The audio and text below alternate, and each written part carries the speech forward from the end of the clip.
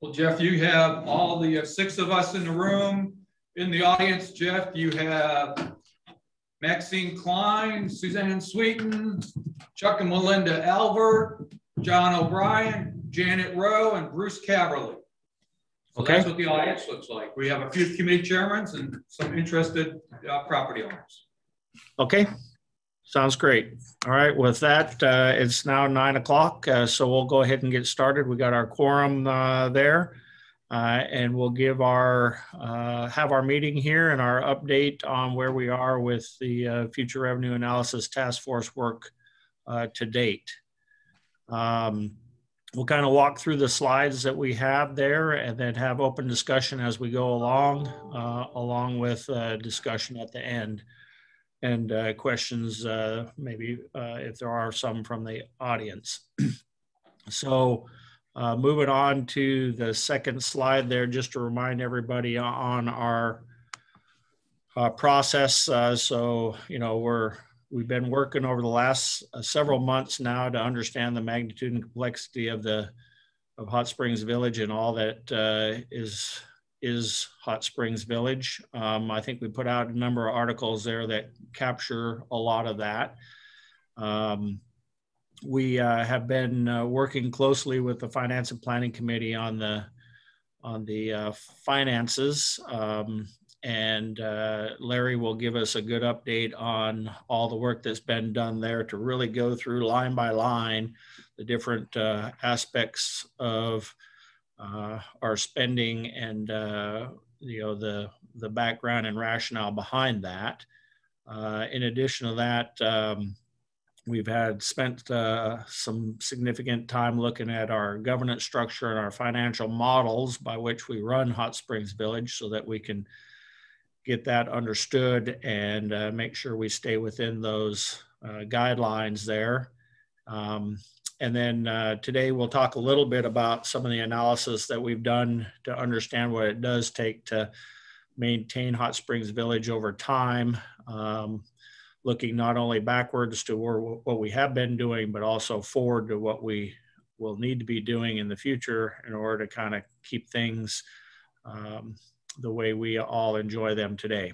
And then we'll be looking at details of options by which we can meet those financial needs. And Keith will give us an update on where that stands as we go forward. So before we jump into the specific data analysis that we've done on some of the financials, is there any opening comments from the room there and or from our Zoom participants there, Connie or Pam? Nothing on Zoom. Keith, how about on the room there? Anybody got anything? Paul, you want to bring the slides up too, come up to steps in the FRAC process. There we go. I'll wait just a second while we get the slides up, and then we'll turn it over to Larry. And Larry, you can start walking us through the data analysis that we've done there. Sure, Jeff. Good morning, everyone. Make sure we're on the right slide. Can you go down, I think, 2 slides, please, sir? 2 full.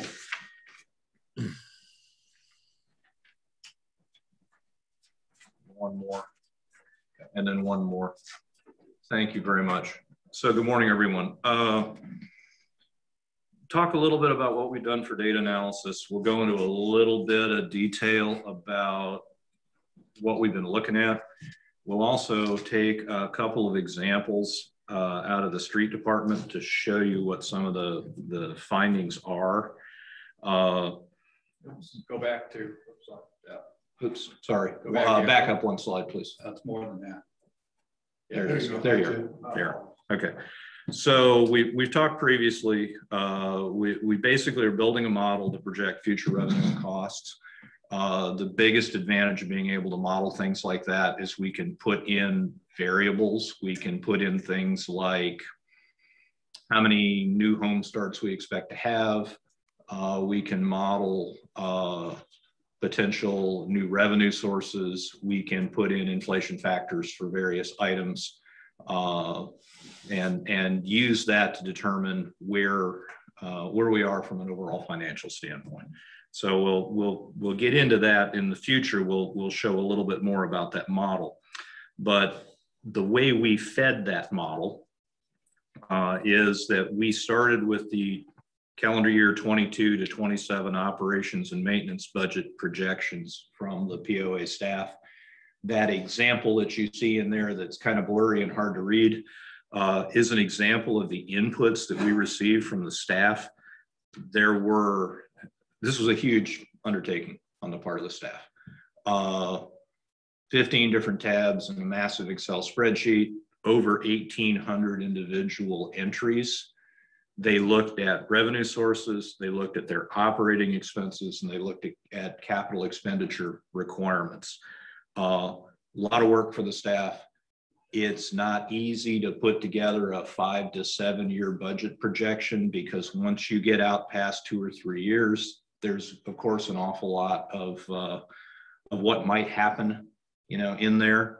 But it's been they've done a wonderful job of putting that data together.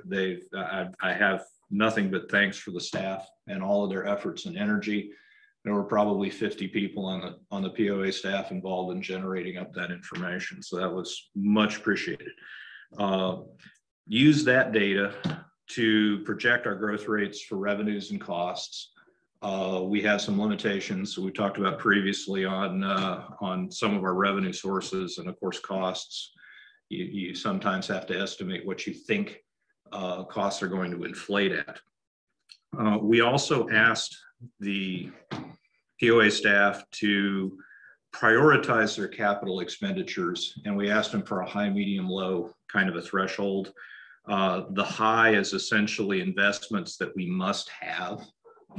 We're unable to execute to an established threshold to maintain the community without those kinds of investments. The medium priority things have some flexibility regarding timing or expenditures, but it will eventually have some kind of an impact to the mission. And mission in this sense is, if you're the street department, your mission is to do streets. If you're the building maintenance department, your mission is to maintain the building. So the mission is specific to whatever entity that's actually has that area of responsibility. And then low is information that could potentially be deferred, but eventually it's going to have an impact. Just like everything else, you're going to start to see the results. So take just a little bit of time here. A lot of the people listening to this have an understanding of the difference between capital expenditures and operating expenses, but some people may not. So a little bit about that difference. Capital expenses have a unique characteristic in the accounting of those operations. Won't get into all of the accounting aspects of it, but essentially a capital expense is any kind of cost associated with the procurement of, maintenance of, and improvements to the fixed assets of an organization. We're sitting in the Ouachita building in the DeSoto Center right now. The DeSoto Center is a capital asset for the community. So anything associated with this building, either maintaining this building or keeping it up for the long term, is either going to be an operating expense or a capital expense. So quickie example of what an operating expense is. If you go across the way to the Woodland Center, making sure the bathrooms are clean, making sure the paper products are available for an upcoming event is an operating expense. If I am repairing the roof of that building so it does not leak and cause damage, or excuse me, operating expense was restrooms cleaning. Capital expense, if I'm repairing the roof of the Woodland Center so it doesn't leak, that's a capital expense. That's something that from an accounting standpoint adds to the value of the asset, can be depreciated, things like that. So just a little bit of a difference there between capital and operating expenses. Slide, please. Thank you. So a little bit more about the scope of the activities. We talked about 1,800 plus items. This was led by the Finance and Planning Committee, and I have to give a huge shout out to Kathy Moeller and Jeff Lofgren and Tom Hayao and Gary Belair. Gary first as a member of F&P and then as our board representative. for all of the effort that they put into conducting this review. We got the first 7-year operations and maintenance estimate from the staff on the 12th of March. We went through that, asked a bunch of questions. Don't know exactly how many questions we sent back because I didn't go back and count them all up, but I would estimate it was on the order of 250 to 300 different questions that went back to various departments. POA staff provided responses to those questions. Sometimes they were written replies, sometimes it was supporting documentation, sometimes it was follow-up conversations in order to understand the technical details behind some of the requests. That led to a bunch of meetings with the department heads to review the budget items, a lot of Q&A, a lot of reply. We had 10, 11 meetings. I think the meeting averaged 2 to 2.5 hours a meeting. We had a couple of meetings that ran out to 3 hours plus, you know, so, and every department was reviewed. So we did a very thorough review. I'm sure the POA staff probably has some different adjectives to describe the thoroughness of our review. But again, I have to appreciate their efforts. I really appreciate the efforts of my cohorts on finance and planning for all of the effort that they put in putting that material together. So let's talk a little bit about some of the outcomes. Slide, please, sir. Thank you. So we're going to use streets as an example. Talk a little bit about some of the information that's on this slide. It's relatively busy, so let me kind of take you through it a bite at a time. In the upper right-hand corner, the street department's target for the number of miles of streets that they touch in a given year is 30 miles of streets. So why 30 miles of streets? Well, we have about 472 miles of paved road in the village. About 110 miles of that road are what the street department classifies as inactive. Those are typically roads that have no homes on them. They're paved, they exist, they are in various locations in the village, but there's very little traffic on those roads. So they're typically defined as inactive. They're touched as needed, but when you have very little traffic on the road, you're not going to make a lot of investments in that area. That leaves about 360 miles of active paved road in the community. If you do the math, that works out to about every 12 years, you're going to go in and touch a street in the community. That's about as long as a piece of pavement is going to last with ordinary wear and tear. Depends on the kind of loads the streets demand, you know, the kind of loads that are being placed on the street, and not so much traffic volume as the weight of the vehicles that are on the street. If you are, if you live in a neighborhood where there's a lot of home construction going on right now, you probably notice your road suffering a little bit from it because you've got a lot of very heavy trucks bringing building equipment in there. Those kinds of things put a lot more stress on the street than our ordinary cars going back and forth to work. But essentially the street department's expectation is they'd be able to touch about 5% of the streets a year. So underneath that 30 miles, and this is a target, the reality year over year would be a function of the condition of the streets that they're actually working on. But about 15 miles of that would be crack sealing.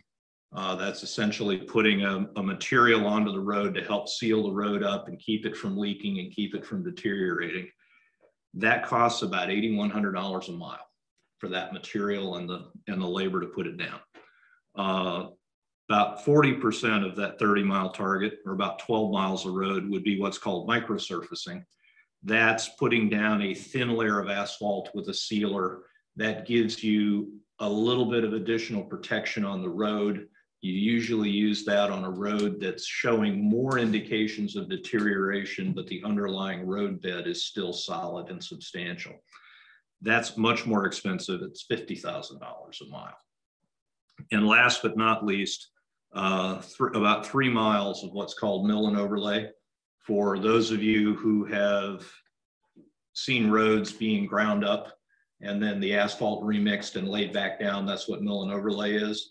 And that's essentially what you have to do when the road bed is deteriorated to the point where you have to do something different. You can't just put something over the top of it because the understructure doesn't support that load. So you have to do something a little more significant. That's a very expensive proposition. That's $160,000 on a mile. So you add that all up, you get an average expenditure of about $1.2 million a year. That's a should be expending number. Go down to the graphic in the lower center, that green line that's there, the right-hand side of that green line is $1.2 million a year. The green line tapers downward back over time to take into account the time value of money. You know, $1 yesterday is worth more than $1 today. We would have been able to have bought would have been able to have bought the same amount of work for less money in preceding years because the cost of materials and the cost of labor would have been lower. That line propagates back to 2013. That was the last time we had good solid data on how much we spent on streets. The brownish colored line, excuse me, is what we actually expended on streets from 2013 to 2021. And you can see that in 2013 and 2014, we were actually expending a little bit above that plan. Unfortunately, for the last 6 years, we've been running underneath that by quite a little bit. You take a look at the area under those curves, we were underexpended by about $2.9 million over from 2015 to 2021. You know, you've heard people talk you've heard the phrase deferred maintenance. There really is no accounting definition for deferred maintenance, but this is an example of a deferred maintenance item, something where the funding wasn't available, and so the investment couldn't be made, and so the problem continues to propagate down the road. Pardon the pun, since we're talking about streets. So that's essentially where we are. If you look at the difference between the $1.2 million target and what we're budgeted in 2021, $870,000 a year delta. That's just to maintain the streets. Any questions or comments? Yeah, I'll stop there. That's a place to stop for a question. That 2.9 under is per year or aggregate? That's the aggregate. John. That's aggregate. Yeah, that's from basically the street program in 2015 really got cut. That's where we really had financial issues in the village. And the end of 2015, really the street programs start really getting cut. Mm-hmm. So that's. Yeah, but that $2.9 million aggregate actually takes into account the over expenditures in 13 and 14 as well. So that number from 15 on is actually worse than $2.9 million. And in reality, the over expenditures in 2013 and 2014 were not really over expenditures. That was trying to catch up for probably 10 years prior of street challenges we had. Probably true. The decisions had been made in that early 11, 12, and 13 timeframes to try to fix streets. And you saw a lot of paving going on, but it was diverting money from other places. And finally, there was no other money to divert there. These are all operating. They don't include capital expenditure for machinery, or is it all at least it's a mix. It's a mix. Some of it is operating expense. Some of the labor to maintain the streets and do things is an operating expense. But the streets are part of the capital of the village. So the investments to bring in paving contractors and things like that, you also have some capital expenditures in there as well. I think that's the point. Most of this has to be done by a contractor because they have specialized equipment. Yes. For the short period they're working, we can't afford to have it. About the only thing we do is patch sealing.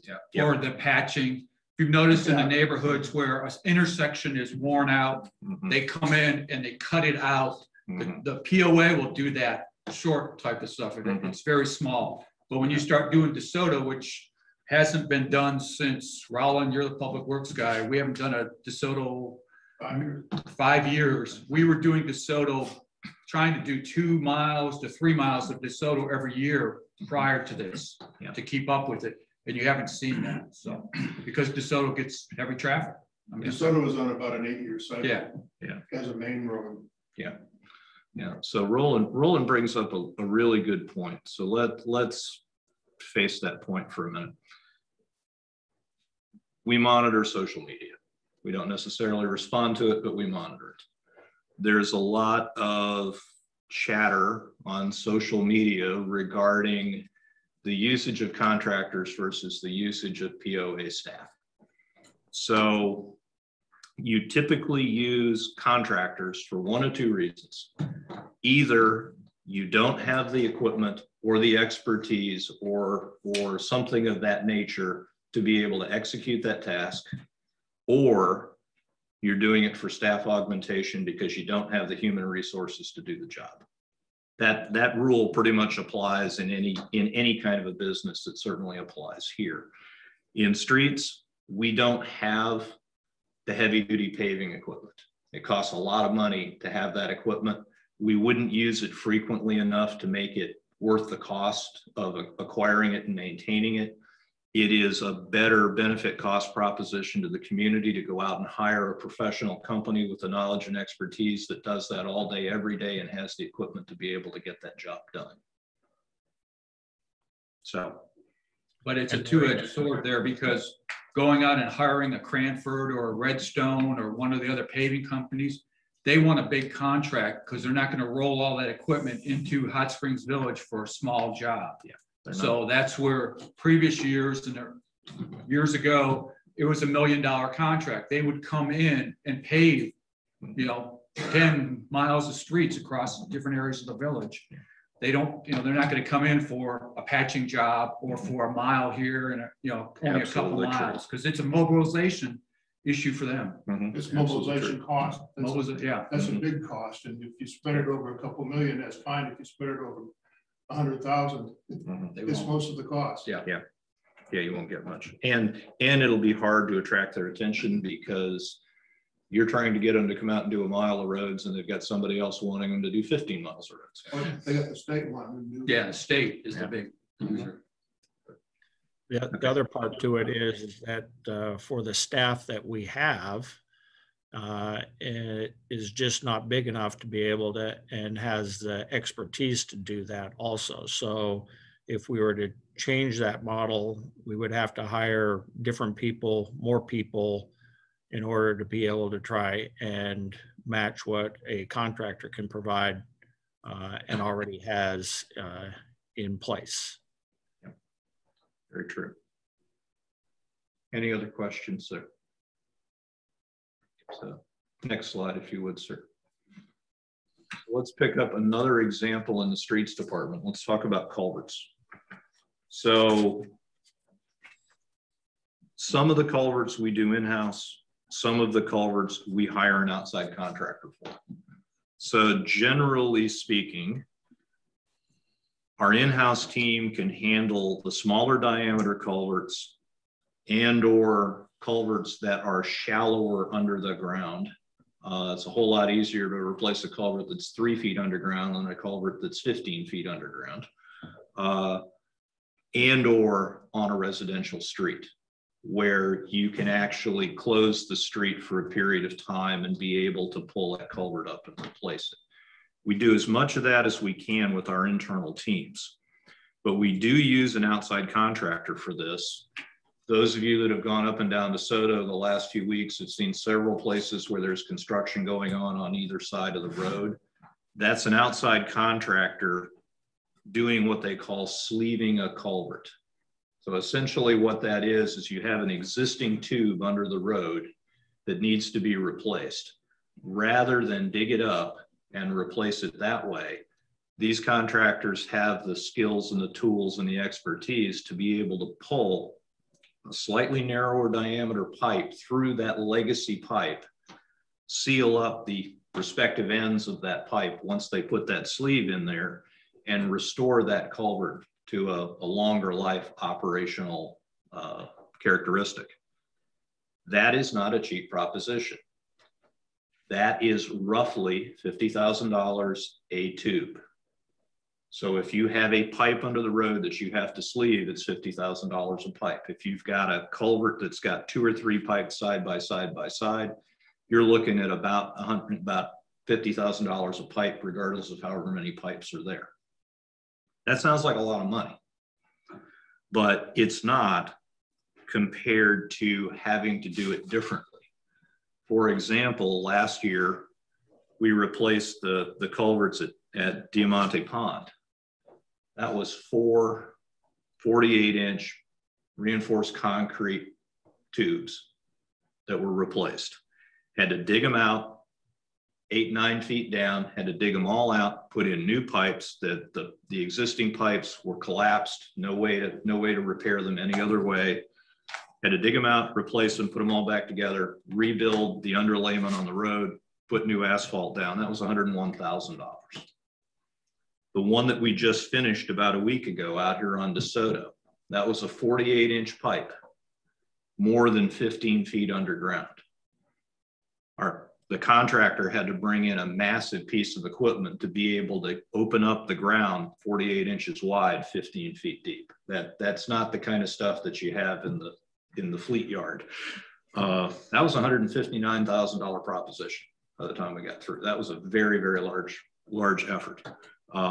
But it was one of those things that had to be done. Again, the pipe had collapsed. There was no other way to do it short of digging it out. So these are rather expensive propositions.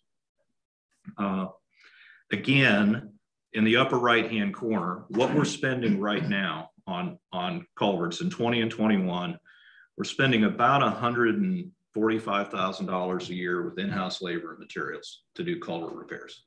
We've got one street crew today. One 5-man crew does everything in the street department that you see in that upper left-hand corner. So they're pretty busy people. They got a lot of different things going on.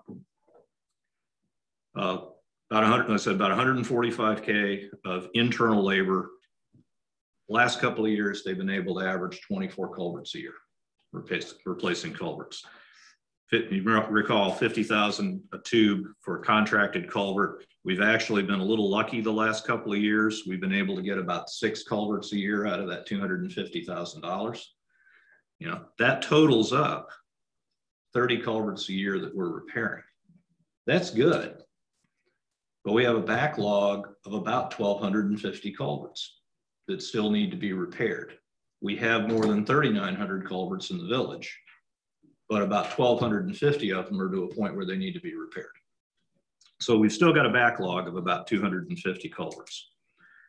If we continued at our current pace of 30 culverts a year, we would get that existing backlog that we know of today repaired in somewhere around 2063, which is for all intents and purposes infinity, because clearly the existing culverts that we have in the ground are going to continue to fail over time. So essentially what we're spending right now will not allow us to keep up with the demand. That means we'll continue to have culvert failures, we'll continue to have road closures, we'll continue to have issues, not where we want to be as a village. Certainly it's a major inconvenience for the residents.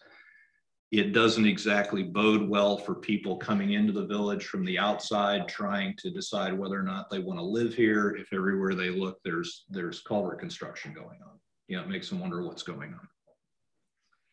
So the street department proposed an accelerated repair program. That increases our in-house spending to about $475,000 a year. Well, okay, that takes us from 1 street crew to 3 street crews. So the majority of those dollars are the touch labor associated with the people out there in the ditches replacing the culverts. Some of it is materials, but it's mostly labor. That would up our rate to around 72 culverts a year, internal work. We would then have to put additional money into the contractor side of the house. At $1 million a year, $50,000 a culvert, that gets us 20 culverts a year from the contractors. That'll take care of those deep culverts. That'll take care of those culverts underneath the primary roads where it's preferred that we don't have to close the road. It's not logistically possible to close the road. It would also take care of culverts in places where there's only one way in and out of a neighborhood where it would not be practical to close that road for an extended period of time.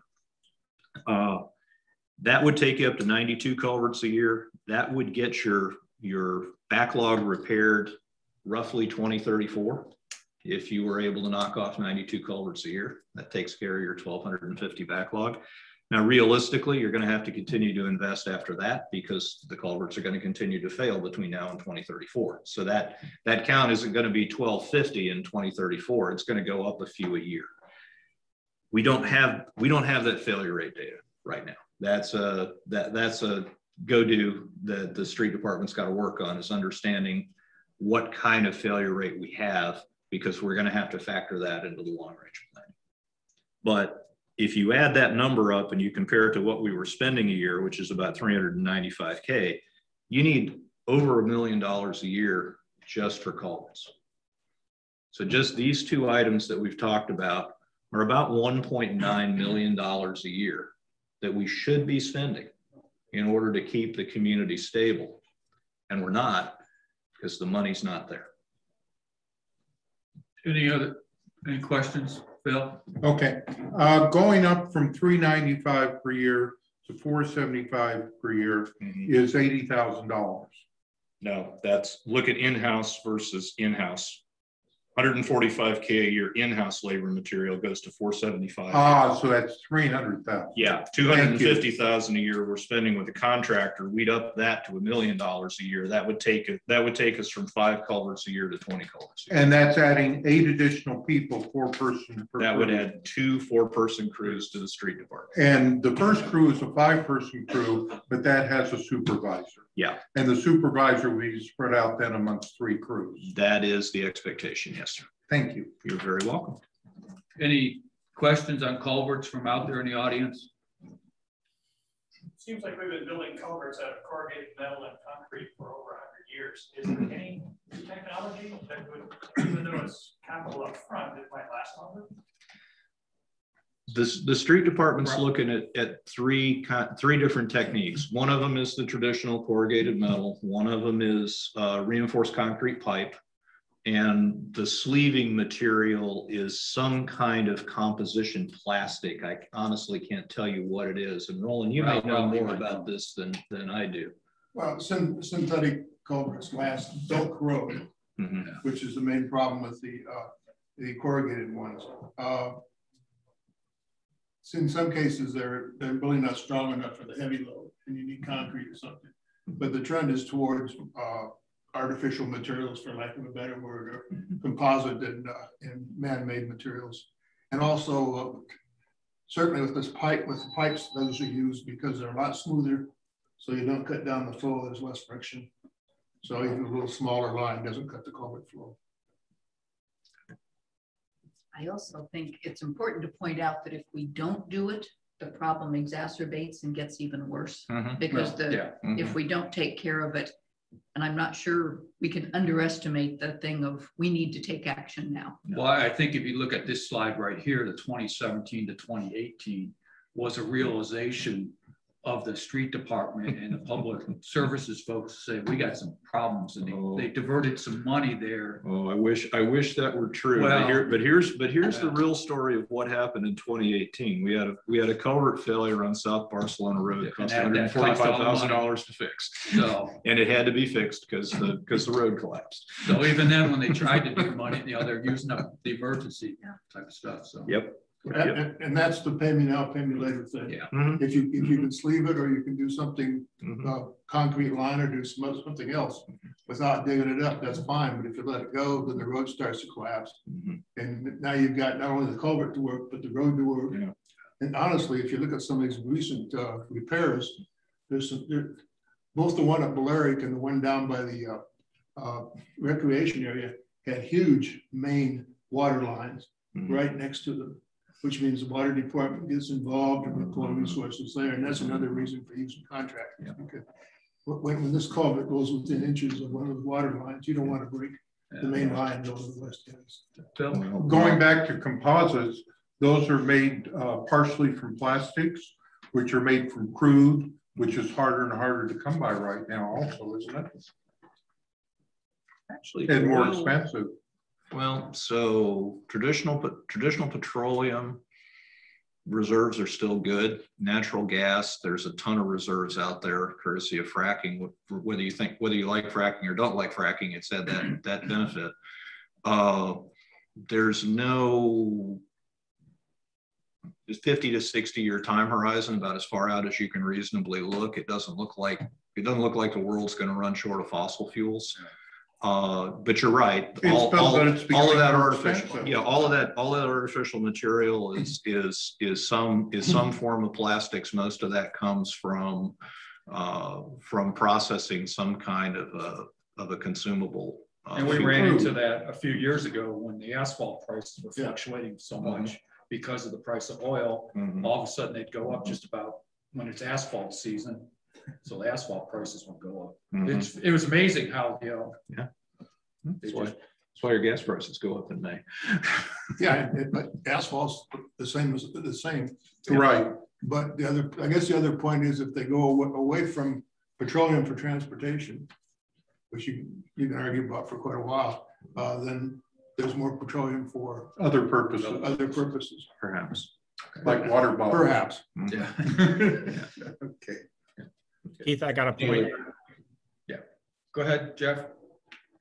One other thing that we had a fairly long discussion with the streets department about was the synergy between culvert repairs and street repairs.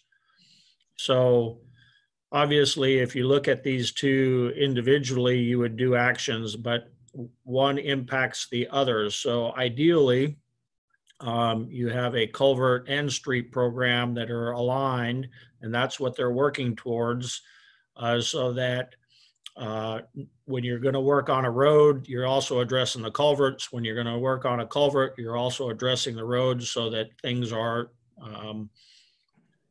compatible with each other, and that you don't go back and tear out a culvert that you just did a nice overlay on. So part of this is trying to optimize our money so that we can have a more synergistic effect with the maintenance that we are doing on culverts and streets. So I think that's a good news story, and that the street department is looking at both to try and optimize the funds that are available to be able to do the maximum amount of work for the dollars that they have available. So there are a couple of things that they're looking to do to try and improve upon that, which is a road study using some ground penetrating radar and stuff like that that can help them understand some of those factors and further refine this program. But overall, in our questioning and digging into the details with the streets department, there's obviously a good, clear understanding that all of these are tied together. Larry has on their culvert / drainage, there's also drainage issues around our roads that have an impact that aren't necessarily directly related to culverts. So it's all connected together when you look at how the streets department is trying to maintain our infrastructure. Over. Okay. Jeff, I think you're being a very good straight man for the next slide.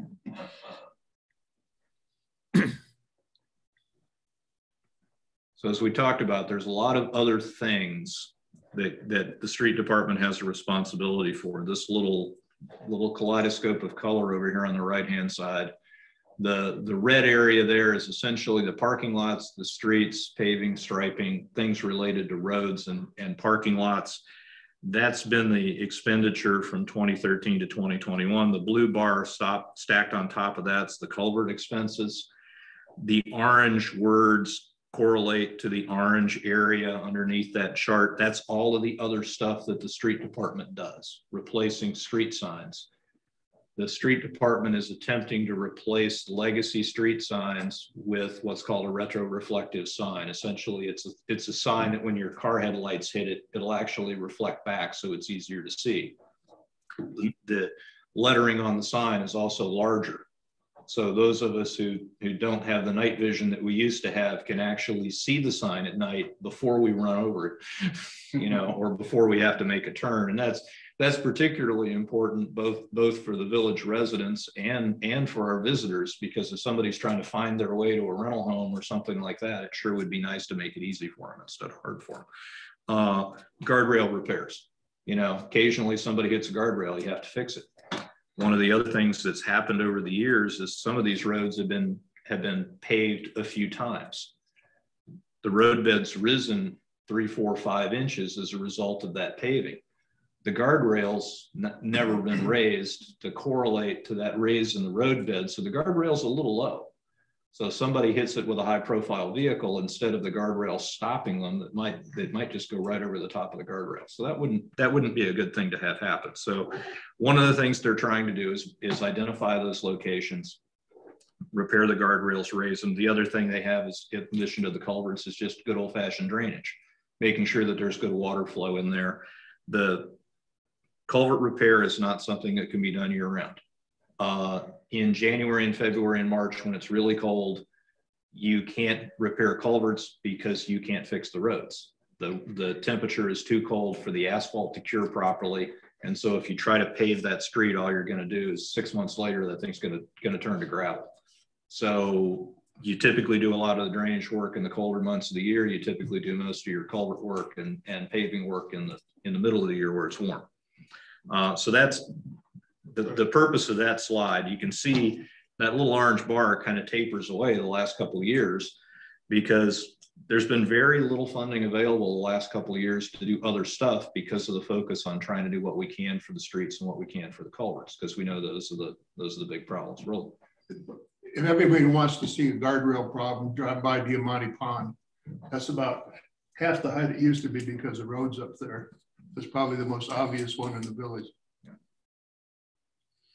And so one other point on that is that, you know, this is, you know, our POA staff trying to take a really good hard look at, I mean, we have to address these things from a safety standpoint, keeping the village safe and, you know, addressing those areas are important to the overall community and visitors and everybody else. So this has a safety factor also to it that should also make us think twice about whether or not we should really be doing these things going forward. Graphs like this, if they're used to sell the notion of increased revenue from any number of sources, should they not throw in the effect of inflation that make the slope even harsher? In fact, everybody's being really good straight people for me. So hang on to that thought and let's go to the next slide. Because you're absolutely right, sir. So again, I apologize for the rather garishly colored layer cake, but this is a notional workup from the street department for 22 to 27. And each of these various layers is stacked in here. But essentially you see that is an upward trending line. It's projected upward at about a 3% per year inflation rate, you know, which is roughly indicative of what recent history's been. Different things will obviously move at different rates, but when you're aggregating it all together, 3% seems like a reasonable figure to use. These are budget wedges. We've talked about the street repairs. We've talked about the culverts. Those are the two biggest items on there. We've also got small allocations of funding for all of the other things that they have responsibility for. And that also includes some of the additional labor for the second and third street crews. We said that you can't do culverts year round. So they spend about half of their time doing culverts, about half of their time doing other things. So we're accounting for that labor. A little bit of guardrail work, a little bit of sign work. The last layer on top of the cake is materials and miscellaneous expenses. That's all of the costs associated with maintaining their equipment. That's keeping everybody properly tooled. That's all of the training and safety classes that folks have to have and all of the other stuff associated with that. You put it all together and you stack it up. And in 22, the budget demands on the order of $3.9 million. The 2021 budget was just a hair over $2 million for the street department. You know, so you start with a need of about $1.9 million. And then to your point, sir, as inflation increases and your costs increase, that number actually gets worse. And I would highlight, because I know that number, I see Suzanne from The Voice writing that number down. This is just streets. Yes. This is the street department and how it's going, what the data analysis group is going through, or all the different departments out there. But this is just streets out there. So there's culverts. Yeah. Well, it's basically everything in the street department, but it doesn't. What it doesn't include, for example, it doesn't include anything in utilities. Doesn't include anything in our water and sewer. Doesn't include anything in sanitation. Doesn't include anything in the golf department. Doesn't include anything in fleet. You know, replenishing all the rolling stock, all those other things.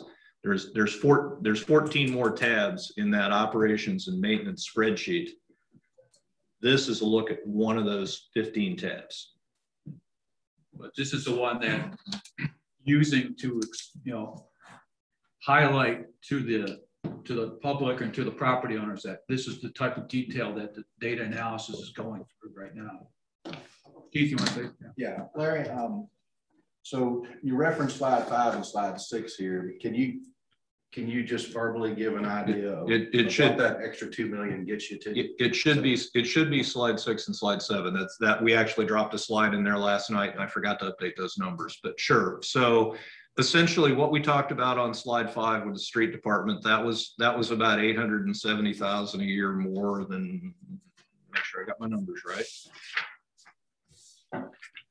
Hang on, let me go pull that. Yeah, about $870,000 a year more for street paving than we've been committing. Then you go to the next slide on culverts. We were just under 1.1 million more for culverts. Those are really the big drivers. The rest of the numbers are compared to everything else are pretty small. If you added up all of the other tasking, the road signs, the guardrails, some of the additional material costs, things like that, they're relatively small dollars. But what we want to make sure is that there's still funding allocated to those things because those are still things that the street department has to take care of. So the two big swingers here are the culvert recovery and getting the streets back onto a regular maintenance schedule. So does this put us on the 2034 trajectory? For culvert repair, that would put you on the 2034 trajectory, correct. Right. In the street department, it would put you back on a 30 mile per year street maintenance program. So essentially, you'd be touching about 5% of the streets per year on average. Are we going back and picking up more than 30 per year, or just getting that back to normal? That budget number takes you to 30 miles a year. It doesn't add anything for anything else. So there's no recovery essentially of the deferred item. It's just getting back to where it ought to be. Just get back to the 30 miles, which we haven't been able to do. Correct. But there is some recovery in the culvert component. It's doubling the pace to tripling actually. But yeah, there would be recovery in culverts because we know it's bad enough in the streets when they deteriorate, but when the culverts deteriorate under the road, the impacts of a culvert failure to the cost are go up so dramatically that you really want to try to recover that as much as you can. Be a liability matter. Yes, sir. Yeah. Of course, the big bogey in this is the future culvert failure rate that they're still trying to determine. Yep. I would not think you'd be able to put a bow around it in 2034 and call it done. You're certainly going to have to continue to invest for 2, 3, 4 more years. I don't know what the number is, but it's going to be some additional span of time to catch up all of the culverts that failed between now and 2034. Hey, Larry, just one more input from me here. So I think also it's important to highlight there that, yes, it's getting our streets program back going and our culverts program going. Both of those, that increase includes the additional manpower that is reflected there. Because without the additional manpower, you can't, if you got the money, you wouldn't be able to execute the additional culvert repairs and the additional street miles there, because the streets department, even for when we do contract work, still does a lot of the prep work to reduce some of that cost. And without them, that's a part of the equation. So it's not only getting the miles of street or getting the number of culverts, but it's getting a number of people able to execute those kinds of programs for us. So hopefully, everybody ties those together moving forward. Over. Thank you, Jeff. Roland? Last comment. There's also that other slice called fleet. And as we increase all this, we're going to put more wear on equipment. We're probably going to need some more equipment. And that's covered in a different location in the fleet slice. But that's there too. And it's attributable to the more work we do, the more equipment and tools we're going to need. Yep. And the faster we need to replace them. Yes. Yeah, that's one of those. A lot needs replacement right now. That's one of those other 14 tabs we haven't talked about. Sure. Larry, anything else? I don't have anything else unless anybody has any questions. I appreciate your time and your attention. Okay, Keith, John has a question. If there aren't any other questions, that if not, we'll move on to your section. Over. Okay, go ahead. Keep flipping there, Paul. 2 slides, I think. Next slide. Okay, just a reminder to everybody out there, these are potential ideas and alternatives.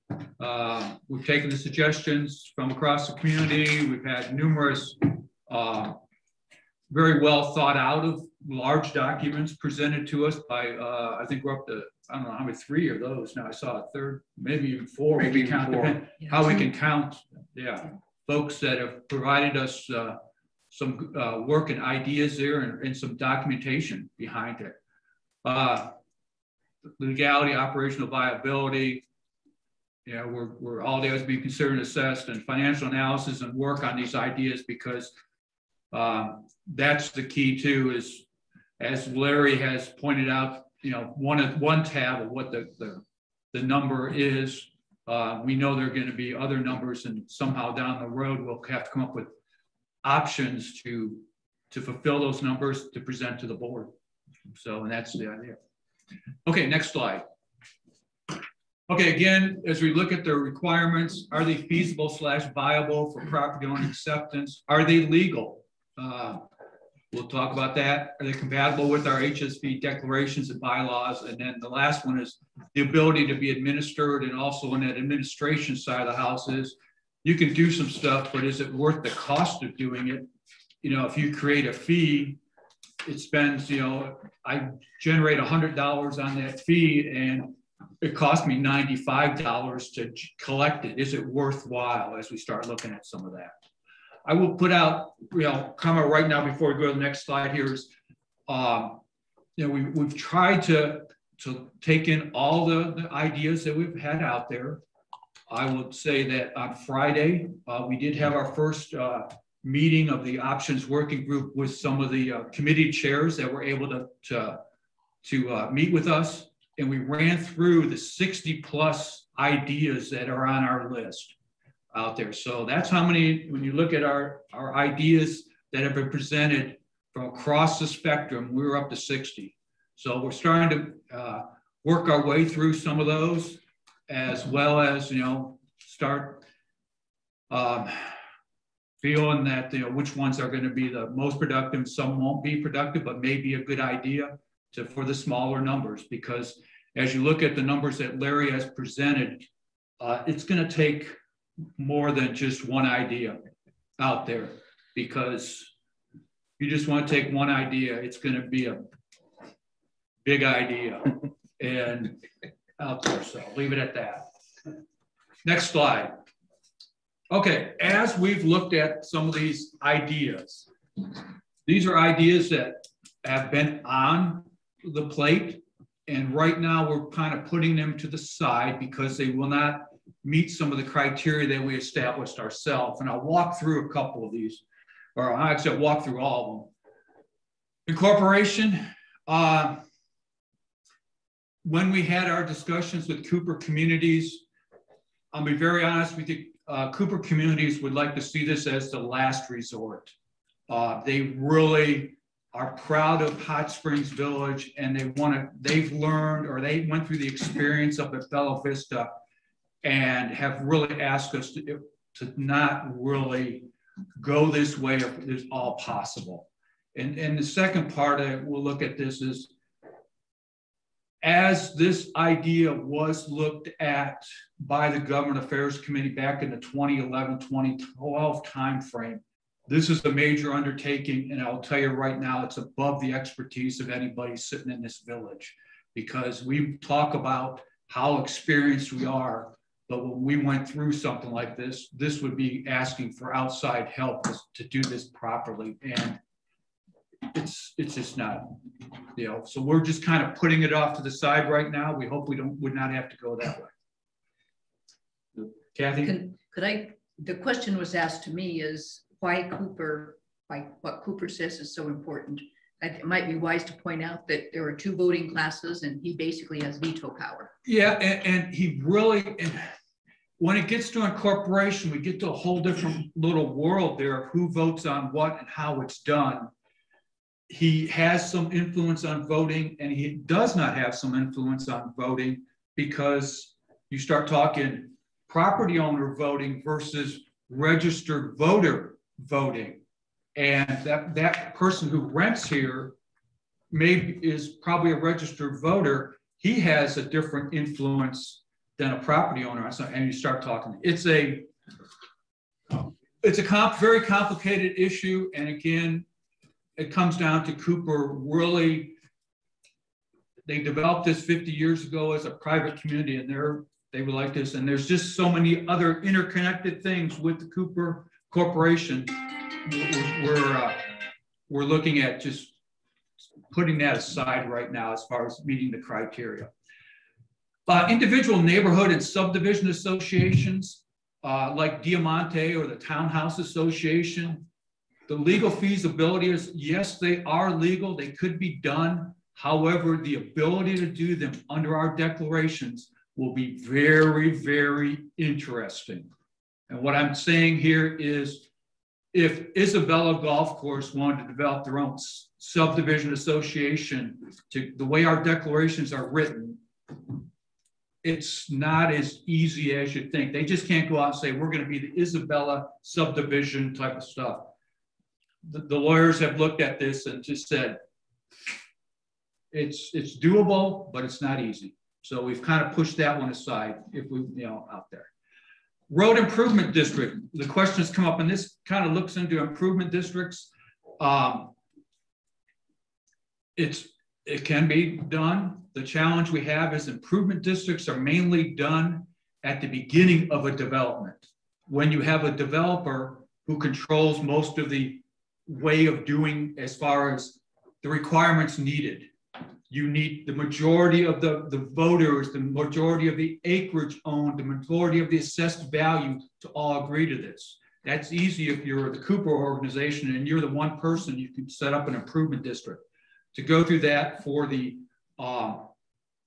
POA or for Hot Springs Village, the administration of it will be very interesting. The second part on that is, as improvement districts are formed, they are formed via county. So you'd have a Saline County Improvement District for something and a Garland County Improvement District for something. That's how they have to come up. So the administration of it, and then you tie into administration of it. There are separate commissioners that would need to be identified as the improvement district commissioners. So we're talking administration right now is probably going to be a challenge out there. So we've put that one aside. Keith? Yeah, go ahead, Jeff. Yeah, just to that last point, I think that was an important one when we were looking at this one, in that the way an improvement district is run is a separate entity has to be established to oversee that improvement district It would not be our current board. It would not be our current POA. It would be a separate entity, adding to complexity of who's in charge of what. And in addition to that, there would be some administration of how funds then are funneled to that organization and the decisions they use to make improvements. So that was another factor, I think, that you kind of touched on, but I thought it was an important point just to bring up for everybody's knowledge there. Roland? Actually, I guess what you said is it'd be two different entities, right? To start with, each county, and two. as these roads go back and forth between counties, it'd be very difficult to control. And just a aside here, as in another venue, as the POA looks at what the broadband improvement districts could be out in the future, those same challenges are there. So the POA needs to make a decision if that's worthwhile to go down, because that one has a different flavor, but at the same time, there's a lot of the same administration issue there. Okay, golf course closure. We have went out and touched base with commercial real estate or real estate folks. We also touched base with the county assessor's office, and specifically the appraisers in the county assessor's office, and said, all right, if we went down the road of golf course closure, what would be an estimate of impact out there? Specifically, impact on potential values of those houses on the golf course or those lots on the golf course. I will use as an example for unimproved lots on most golf courses on the Saline County side are still valued at about $15,000. If you go into the tax record, $15,000, they may not sell for that much, right?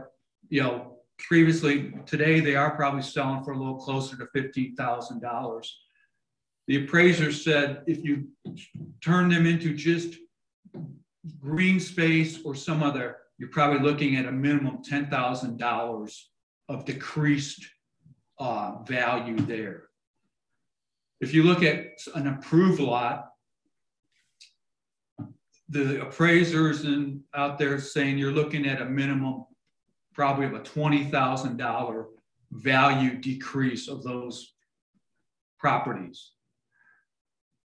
People will argue saying, well, yeah, that's just the breaks, the type of stuff here, but at the same time, knowing that people potentially this would close or would impact values, that's a challenge.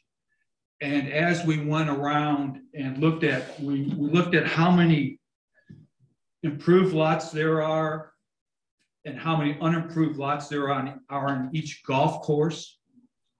As a minimum, when you start taking in, if you just bought out folks at $20,000 and $10,000 a piece, the smallest golf course based on improved versus unimproved is running us $2.5 million just in payout to pay that out. That's not taking into any other account or any legal costs, which if we're being realistic, once you do that, there would probably be some legal cost involved and other costs out there on a golf course closure. Like I said, that's for the smallest golf course, and that golf course has 101 approved lots and 40 unimproved lots. If you go to some of our bigger golf courses out there, you start getting into the $5 million plus just to work your way out of that. So, Keith, would you mind repeating what you just said about the 2.5 million project? That the smallest golf course has 101 improved lots and 40 unimproved lots. Okay. So that's the one at the smallest golf course that, just looking at that, that's about $2.5 million plus all the legal costs, plus anything else that's thrown on top of it. Got it. So this is one that, is it at this time worth the challenge to continue with? And we're just kind of moving this one out to the side because we do not see it as feasibility. If this, again, this is almost, Jeff and I are both military guys. we talk about this is a nuclear option. And this is really because not only the impact on the people that live on that golf course, but the impact on our community, because what does this say to for our marketing folks to take out there, hey, come to Hot Springs Village. Oh, by the way, we just closed a golf course or 2 or 3 golf courses out there. So, I mean, we're trying to be realistic. We know there's folks out there that they want to say we need to start closing golf courses.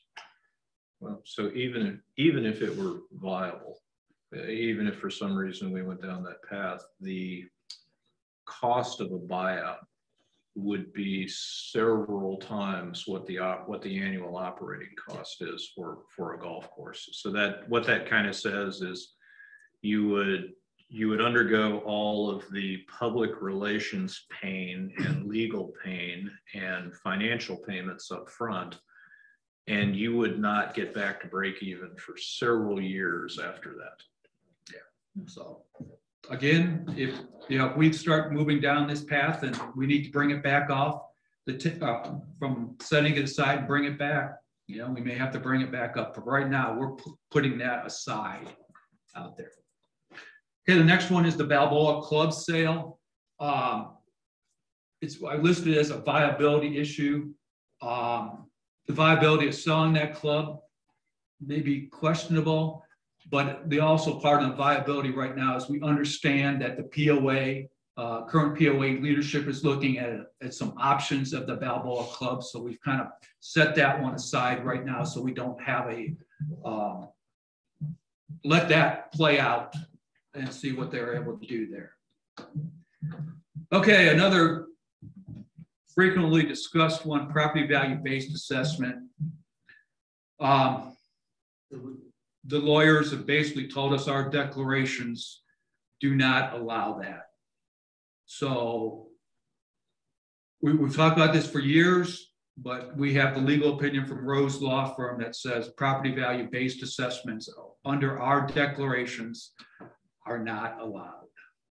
So I don't know, unless we want to go out and change our declarations, and we can't do that for another 5 years, go out for a vote, we're kind of stuck on that one. Roland, you want to say something? No. So there's no sense for us pursuing going after property value-based assessment right now when we know as soon as we'd have to take it to a property owner's vote on the declaration change. And we can't do that. So we're in kind of a catch-22 situation here. Did I understand like Cooper would probably oppose that too? Yeah, they're not too wild about that. So, and guess what? They get to vote on the declarations. So even if you wanted to go down that path, you couldn't execute that until 2027 at the earliest, and that would require a declarations change to get our declarations legal, so we could do that. Hey Keith, Jeff here. Correct me if I'm wrong, but I thought there was also from the legality standpoint, the fairness test or the reasonableness test. Test that is the reason why they felt a lot of this would not be doable under current arrangements, right?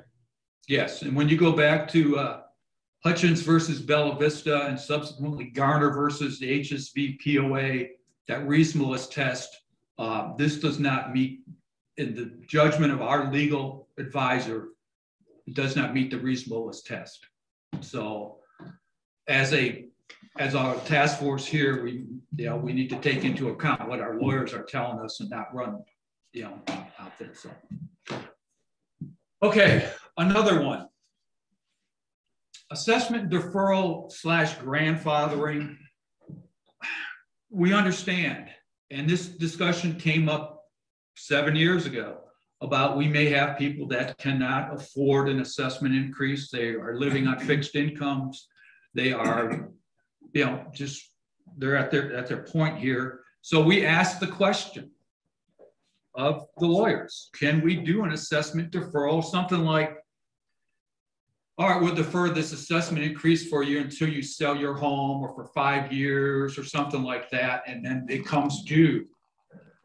The way our declarations are written is the lawyer said, no, you cannot defer someone's assessment because it takes them out of good standing. So the minute you would defer them, within 60 days, they're going out of good standing, so they would lose their good standing and access to basically the amenities. Because when you look at someone who's outside of good standing in our declarations, they have access to and from their property. But if they're not in good standing, technically they can't go in and use any of our amenities. So again, and grandfathering is another one. We've had this discussion. You know, do we grandfather these people? It's the same type of stuff there. Can the POA do it? No. However, and this is where Phil and the Options Working Group has had some good discussions. It does, as long as we can keep the people in good standing, there may be other available options out there, whether it's a church sponsoring one of their members or some other sponsoring organization, or potentially an outside financial agency working with these people to provide the POA the money so they stay in good standing. And then those people have their financial obligation to another outside agency. So Suzanne, you're looking at me, it's basically a bank type of stuff there to say, yes, we understand it. Would there be a bank willing to set up some type of program for this? We have not specifically reached out to the banks yet, but that is one option out there to, you know, we understand there are folks that may have lived here 30 years and their assessment, if there's an assessment type of increase, they may or may not be able to do it. Again, being able to defer it is, yeah, thought it was, you know, a good idea. I mean, we, you know, everybody thinks it's a good idea, but when the lawyers read it, they said, no, you can't do that. So the other ones there, the direct county, state, federal funding. You would have been in here on Friday at the Government Affairs Committee. We had Senator Bill Sample in here talk to us. He was very clear. Unless it's a major disaster outside, since we are a private gated community and the public does not have access to it, there's not going to happen. That it has been tried in the past, and it's not going to happen here in Arkansas. And folks, we, and this is hard for us as a village to understand. We know how much money we pump into the state and the county, but at the same time, we have, you know, basically two representatives in Representative Fight and Representative McGrew and one Senate, and then a Representative Senator Sample. So there's basically 3 people who fight for us. And there's 100 state representatives, so 2 against 98, probably not going to go too well.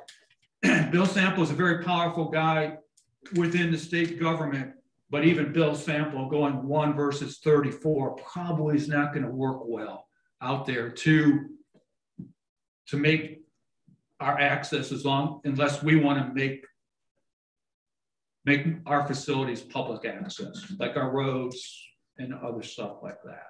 So we understand it. We'd love to do that, but as much as we want to say Hot Springs Village is a big player, you know, we still are probably going to come out with 14,000 people in Hot Springs Village, a little over 14,000 people prior to after the census comes out, and the state's going to have 3 million, and each county is going to have 100,000. So we're still at a kind of a challenge here. So we can do our best. And lastly, the creation of a separate county. I actually like this one. Jeff, you want to say something? Yeah, just on that one, just kind of clarify. So that is to try and get you know, county, state, or federal funding. We're still looking at, though, right, options for grants to, like, say, the police department, as long as the police department in some way, shape, or form supports outside the village, either in training or some other things. So there are some potentials there. They continue to be looked at, but we haven't successfully been able to actually get one through the system. Is that correct? Over? Well, we've gotten some, you know, if you look at police funding, if you look at radios, commonality of police radios, that's a ability there. The fire department is able to get some outside funding. In fact, they get funded every year by the county of, they call them 833 funds. So there's opportunities. If you ever go and look at the Cortez Fire Station, behind the Cortez Fire Station is a big structure, the training structure that was outside grant funding years ago that Hot Springs Village was able to get, but that training structure is open to any fire department that wants to come there and train. And that's what the agreement was there. The same way as if we are trying to get broadband grant funding, there's a possibility for us to get broadband grant funding because of the criteria. But if you're looking for money for our roads or our water system or anything like that, that's not going to float, literally. So, last one, creation of a separate county. Actually, it's a pretty interesting idea. The problem we have is we're not big enough. We don't have enough land mass, so we'd have to actually annex and try to take land from Garland, you know, besides just within the village, take some land out of Garland County and Saline County and maybe Perry County and everything else to meet the requirements. Our 26,000 square acres, you need to have 600 square miles to have a new county in Arkansas. That's the criteria that we cannot meet. And our square mileage, I figured it out, is only 30 to 35 square. Yeah, so if we can capture another 570 square miles somehow, if anybody's got any suggestions, we could form a new county. And I don't think Jeff Airy in Saline County or Daryl Mahoney in Garland County is going to come offering us acreage. So those are the ones that, of the ideas we want to let you know, the ones that we've kind of analyzed and we've kind of put them aside right now out there. So any questions, Keith? Yeah, so I don't recall you mentioning it, but 3 or 4 of these, I mean, getting rid of the gates would be requirement 1 in order to consider these as well, right? For the county, I mean, you get rid of the gates and open up our roads. Yeah. Yes, that starts opening up public access, and that's out there. State funding, yeah. County funding, so for incorporation, yes, that opens up. Yeah. I just bring it up because for a lot of people, getting rid of the gates is a non-starter. Yeah. Right. We want a private community, so that pushes a lot of these to the parking lot. But I would say that, and this is a discussion item out there. Can you incorporate and still maintain some semblance of gates? Yes. It's a challenge. It's the same way, and I use this as an example back in 2010 when we did the strategic plan. I believe the number was 76 gates. If you opened up DeSoto Boulevard for state and county funding, you'd need 76 gates along the way to keep everybody gated. But you could have DeSoto Boulevard opened up, but that would mean all the truck traffic would be going right down DeSoto Boulevard. No, so there are potential out there. You don't necessarily have to drop all the gates to incorporate, but you would definitely have to reconfigure the gate situation. And it's easier in some parts of the village, and it's next to impossible in other parts of the village. So again, I think that's one of, when we put that on our banner, it says America's largest gated community. That carries, some, I don't say prestige, but it carries something. That's America's, it's meaning. It means something there. So, any questions from the audience on any of these? But these are the ones we've kind of looked at and said, let's just set them aside. Okay, next slide. Okay, still under consideration. That was about a little over 10. These are the other 50 or so. Still looking and outsourcing some POA functions. Trying to get our hands, and I'll be very, this is a tough one, getting our hands around the actual personnel cost to see if there's for expense. Again, this is under category expense reduction. We are trying to work with the POA to kind of, and this is where, you know, Larry and trying to break out data and everything else is sometimes not as easy as it looks to say, all right, here's what's there. Sale of POA assets. Yes, we are still have some POA assets. You know, we took Balboa Club off the list, but there are other POA assets that may be marketable out there if we wanted to sell them off. Again, if we do any sale of POA assets, it will require a community or membership vote because every POA asset is considered common property. So if we wanted to sell off, and you know, just as an example, years ago, there's a piece of land that sits right outside here, out the door here, that was transferred to us via the Cooper community. It was a potential sale to someone who maybe would put some type of commercial function in there. However, it was classified as common property, so you'd have to take it out to the whole community to get them to vote to sell that piece of property. So, Phil? As opposed to sell it, would we also have to vote if we were going to lease it out? You know, we have looked at that, but we did not. I think there was an idea for the Balboa Club at one time, potentially lease it out. You know, give them a 99-year lease or something. When you read the declarations, you know, read the, you know, it says the sale or transfer. So we would not technically be transferring it, right? Yeah, we would not. We would still maintain ownership of it. So, I think just based on Cooper's view. Well, I think based on what happened with food and beverage recently and the Explorer arrangement is an example of a lease being possible. Yes. I mean, it's a matter of finding someone to lease. I mean, that's the problem. That's the problem. I mean, I don't know how many opportunities that have come and gone of people wanting to lease the Balboa Club or do something with the Balboa Club. I mean, everybody, they come up with good ideas and it doesn't materialize. Roland? Didn't Cooper at one time interpret long-term leases? Yeah, we'd have to go back to Cooper. We'd have to get by that rule too. Yeah. But again, it's a lot of things. If it's beneficial financially to both parties, it might have a different carry out there. So yes, the expense reduction, there's still a nice long list to look at, but we'll just continue doing that and see what we can do. Okay, fees, whether it's for amenities and infrastructures, yes, we are still looking at all that.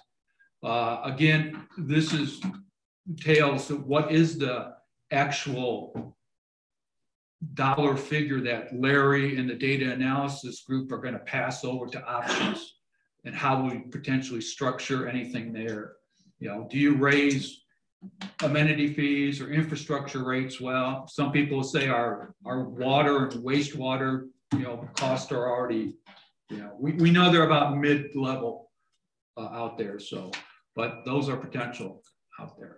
But we got to look, we'll continue to look at them. Again, it gets down to that. One of the,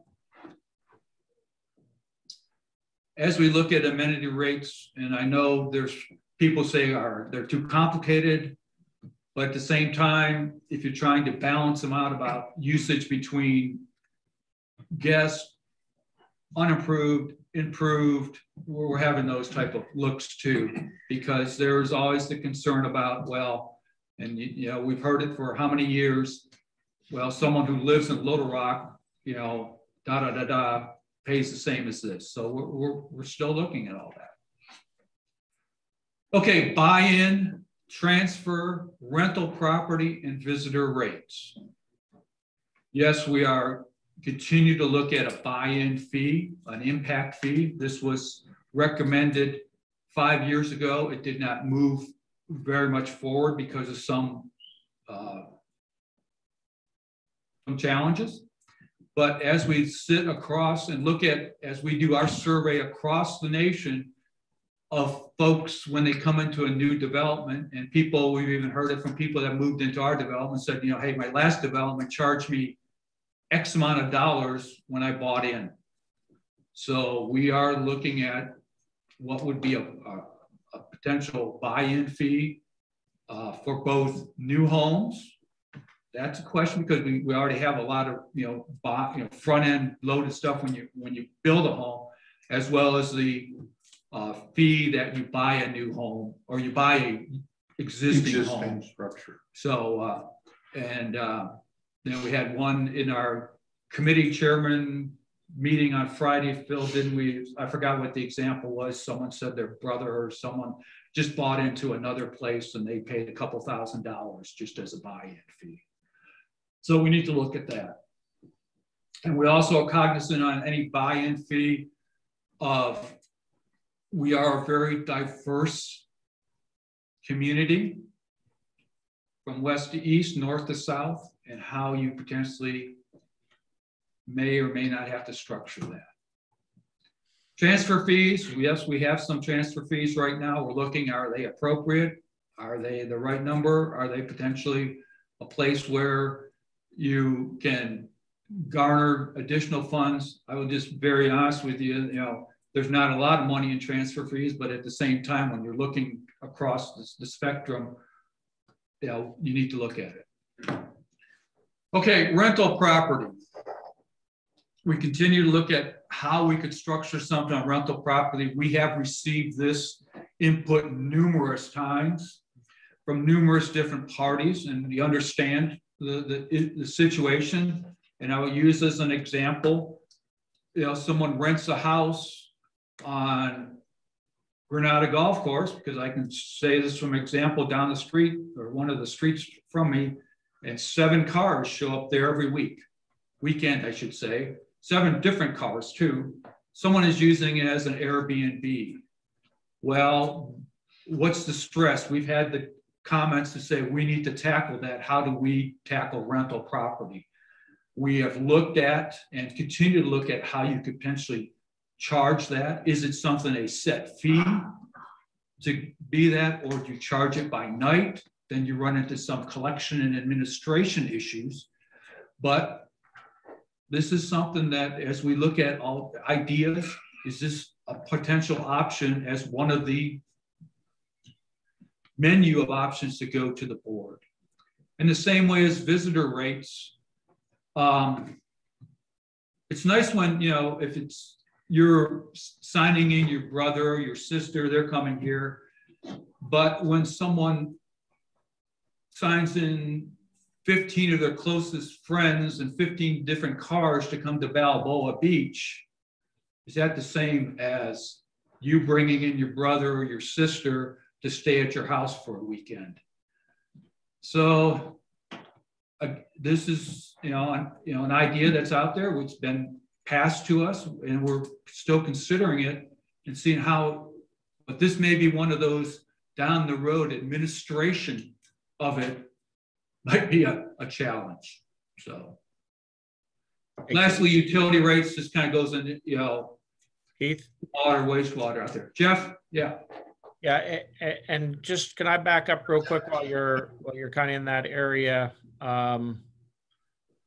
So on back to the rental property comment, I know that like down in Hot Springs, they're looking at this and stuff like that. So we're plugged into that correctly?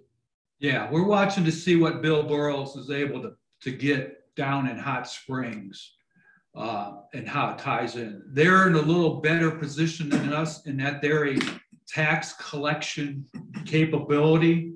So they can tax or put a sales tax or Hot Springs has their A&P tax or whatever. They're a taxation. We are not a taxation, but how could we do that out there? So This is not something that's being developed independently here in Hot Springs Village.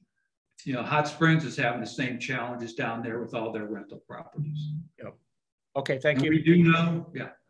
And to be fair here, Keith, we're not talking about somebody who rents a house for 6 months or a year. We're talking about we're talking about the Airbnb, interval ownership, interval rental, kinds of things. Which we know we have a lot of, but we also know we have a lot of long-term rentals. I know one agency here well, RE/MAX controls over 200 long-term type of rentals, but they do have some, you know, when they do rent some of those out on a weekend basis too, so. And then utility rates we touched on, you know, it's the water, wastewater out there. We still look at other revenue sources. A lot of our other revenue, go ahead, Jeff. Yeah, so back to utility rates, one of the questions I know that, you know, we batted around, and we have gotten some data from the staff on utility rates that compares our utility rates to, you know, the surrounding area, if you will, Hot Springs, Benton, Bryant, et cetera. And, you know, based on the last survey that was done, you know, we're fairly compatible to what they are. I know that John Paul, last time I was able to chat with him, he said they were going to take another look at that and kind of update their numbers. But that was something that I felt was kind of interesting to, and a lot of people comment about our utility rates. Over. And as an add-on to that, we've also collected, and as we move farther, and if we look at utility rates, we have collected utility rates from several other large developments, whether they be Tellico Village, Savannah Lakes, the villages, and other places across the nation, just to see how our water and wastewater rates compare to them. So, I mean, we're using that, and down the road we will have, we've collected data on a lot of other places, so that as we do look at any of these ideas and potentially roll them into an option, we have something to compare them with too. And I think that's, we don't want to put that out there right now because we don't want to overload the system with all this data and comparison. You know, Larry's folks are doing enough data putting out there. It's going to make our heads hurt. My head hurts already. We know if our heads are hurting, the folks out there in the community, their heads are really hurting, type of stuff. So we're collecting the data, but we want to make sure that we just don't dump it on everything. Let's put the data out that matches to whatever our options are out there. Okay. Okay, outside revenue sources, a lot of those we have had to kind of push to the side there because we just can't get to them. But there are some other outside revenue sources that we potentially look at or are still looking at. We have out there water and wastewater. We know that there's potential. However, we know there's a challenge. But we also know that with every challenge that we may have with that, there may be opportunities to work together on that challenge. And I will leave it at that, but if we potentially, you know, we may have to, you know, I don't want to say money talks, but sometimes money talks if you work with someone else out there. So we'll see. If so, we might be able to generate some revenue, but we might have to share some of that revenue too. So Keith, just from one more input on that. So this is also a balancing act, right? So yeah. If we use the examples that you already have kind of given there of water and sewer, you know, water, providing water to somebody else, you know, may on the surface sound good, but we have to analyze it and look at it as if we establish that arrangement, what happens if water gets scarce? And, you know, there are things called droughts. So yeah, we have to make sure that one, we protect the equities of Hot Springs Village property owners first and foremost, compared to, you know, the potential bang that we may get from, you know, water sales, for example, or wastewater. The other part to that might be, though, there might be some side, I don't know what they're really called, but you know, selling our solid waste might be something that is possible and doesn't necessarily lock us into you know, an arrangement with some other organization that may be stressed on the community at a later date. Over. Okay, and then the last one down there, I know this, you know, it's on everybody's mind. You read about it probably daily on social media, is yes, we are looking at regular, special type of assessments. We have a category of assessments, and you know, it's how we put together our potential options and how you could, you know, balance them. There are the people out there who just, you know, do it all in assessments. Well, no, we're looking at what are the different options are out there, because until we have our number from the data, folks, we need to figure out what this whole mix might be. And our goal and our, you know, is to present options to the board across these areas still. Because it would have made our job really easy if we just said you want to raise assessments, but we're not looking at it as that's the only thing we're going to do. Let's go and look and make it. So we have a number, and that we've looked at all these ideas, because we appreciate all the ideas that have come in, and we're looking at them to see how we can balance it out, because it's. And we still want more ideas. If you still got some other ideas and you haven't heard your idea here, please, people that watch this, you know, 10 o'clock at night or 3 o'clock in the morning, send your ideas in. Kathy would be more than happy to answer them and look at them and pass them along to us.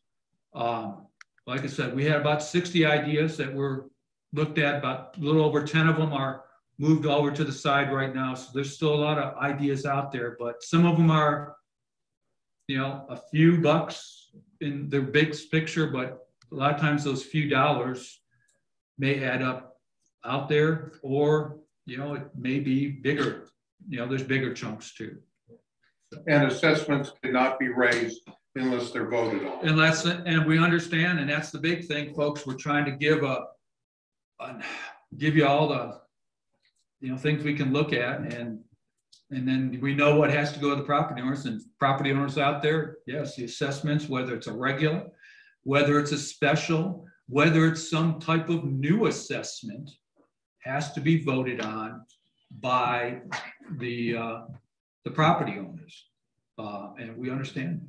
And the harder part is sometimes how you structure the assessment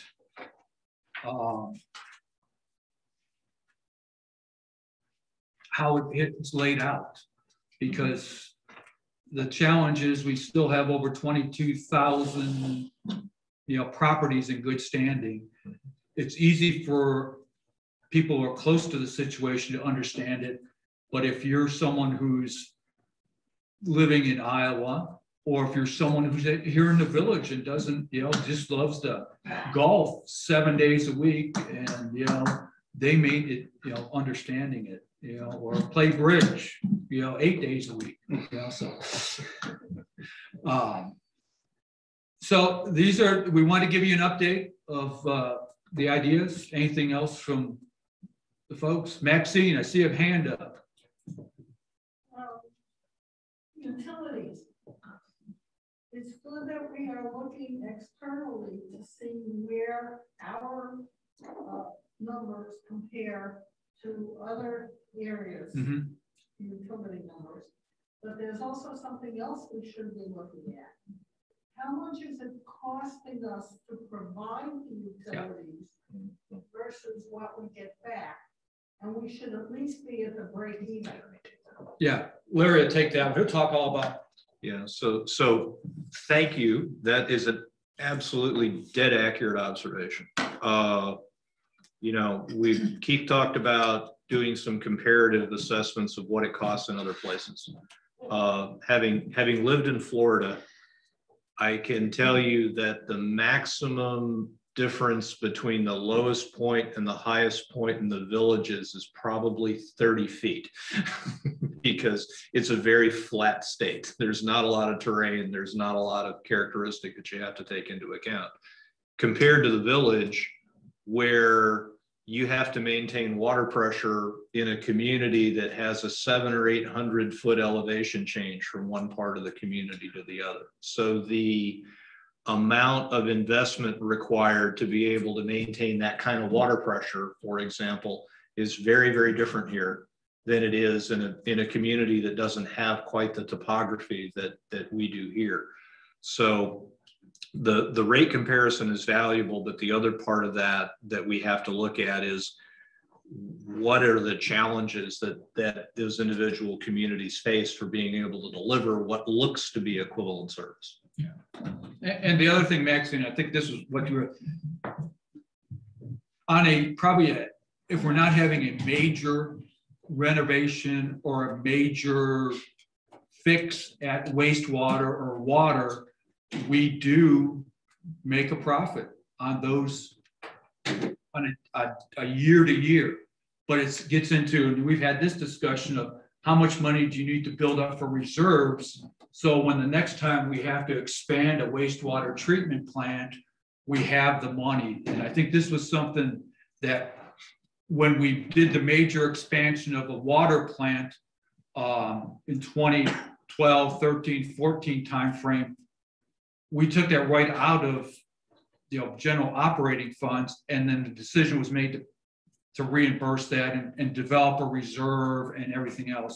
So it's a balancing mix about just breaking even versus making profit to save. It's no different than First Electric does.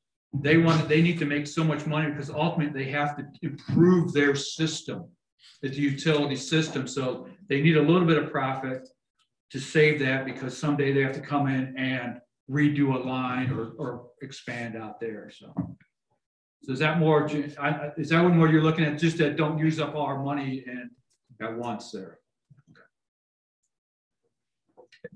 Keith? Yeah, so there's a big difference in being cash flow positive and being profitable, right? So that's a lot of the deferred expenses that we know are coming. It may look nice on paper month to month or year to year. So I would hesitate to say that utilities are profitable. Yeah. Right. They're cash flow positive. They may be contributing to the future need. So you raise. That's not mad money that we can just take. No, you raise a very interesting point. And this is one of those discovery concepts. The village is a not-for-profit organization. Unlike a corporate entity, there is no such thing as retained earnings. There is no such thing as profit.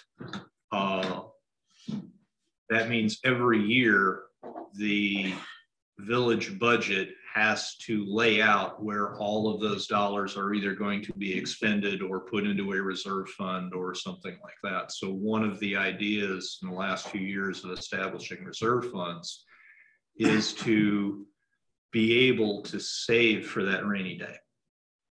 And unfortunately, with a lot of the infrastructure that we have in the village, when we have to make an investment, it's not a small investment. If we have to, $5 million for the water system, something like that. So an expansion of the water system is several $1 million. A significant modification to a wastewater treatment plant is gonna get you into 7 figures pretty quickly. A lot of the investments that have to be made are fairly large investments. There are some not insignificant reserve funds there now, which is a huge improvement over where this community was in 2015, where we were very, very close to the edge, and one major unexpected event would have put us in a really bad place. We have the ability to tolerate some of those shocks now, but to your point, it's not mad money. We still have to manage it carefully. We still have to do the best that we can to look forward and say, we know that we're going to have to do something at some point in time. We might not know exactly where in time that investment's going to have to be made, but we know we're going to have to make an investment in time to expand our sewer capacity. We know we're going to have to make an investment in time to continue to provide appropriate water pressure in the community. At some point in time, we're going to have to add capacity for the water system.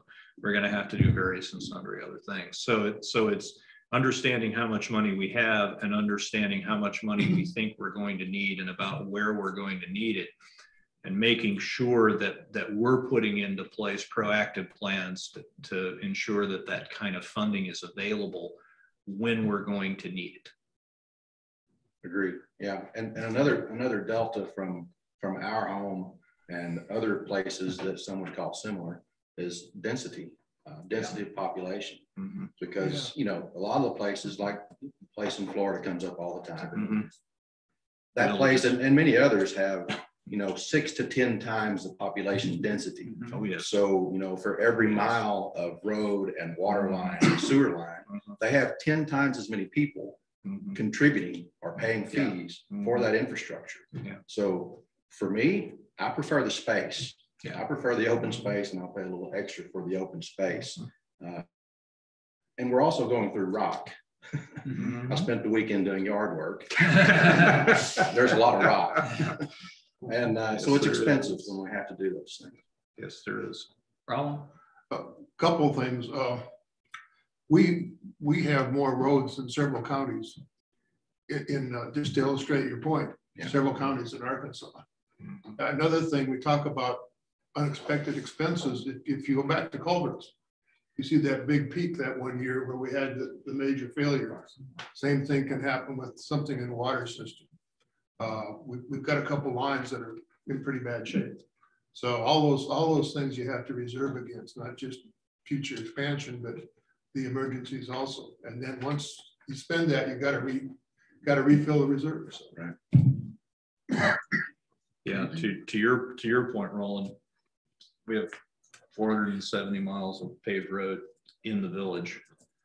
I don't remember the name of the county in Missouri, but the city of Jefferson City, where the state capital is in Missouri, that county has 470 miles of paved road. They have 95,000 residents to pay for 470 miles of road. We have about 15,000. You know, so we're blessed with having a lot of assets available to us. We have an extensive water system. We have an extensive sewer system. We have roads all over the place, which is fantastic. In that we can handle a lot of expansion without having to put in a lot of that additional infrastructure. But the downside is there's a lot of infrastructure out there that we have to support. And a lot of that infrastructure was put in a long time ago. And that infrastructure has a finite life. And we're starting to get to the point with the water lines and the sewer lines and the streets and all of those other things where the bill's coming due for a lot of that investment that was made over the last 30, 40 years.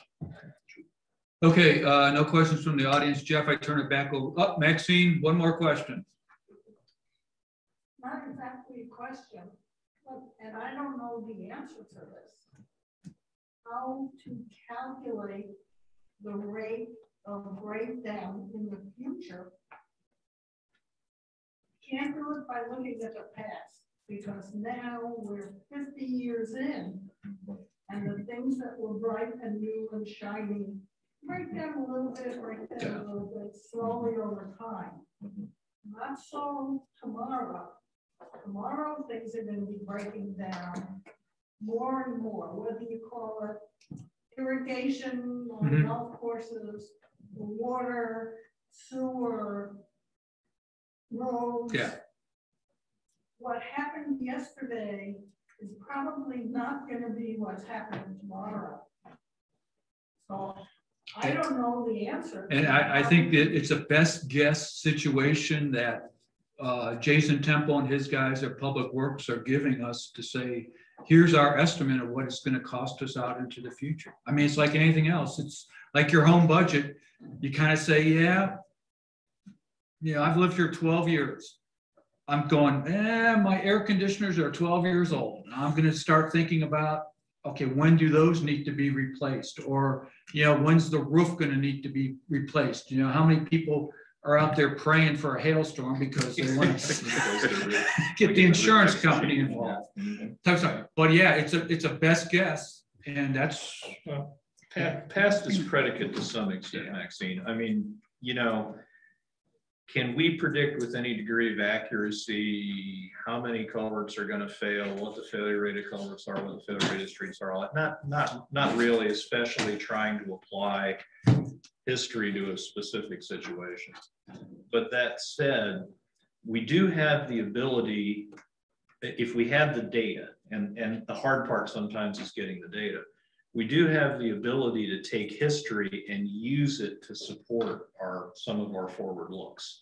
You know, we know about when the roads were put in and the culverts underneath those roads were put in.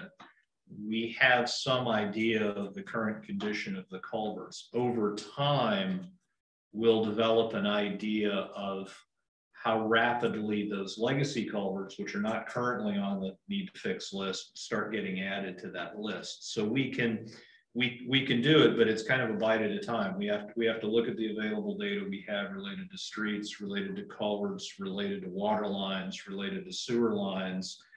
And some of that data we have, and some of that data we're going to have to go get, you know, to be able to accurately project going forward.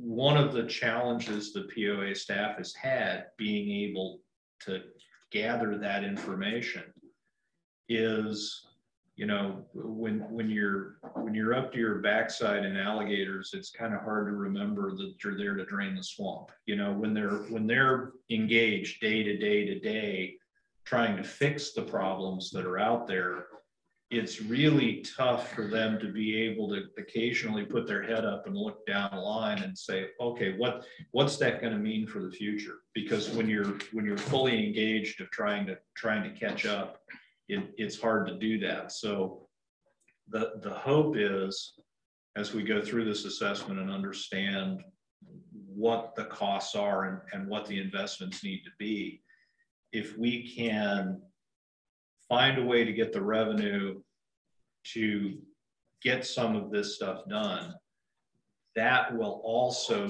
free up the staff to start to look a little bit longer focused.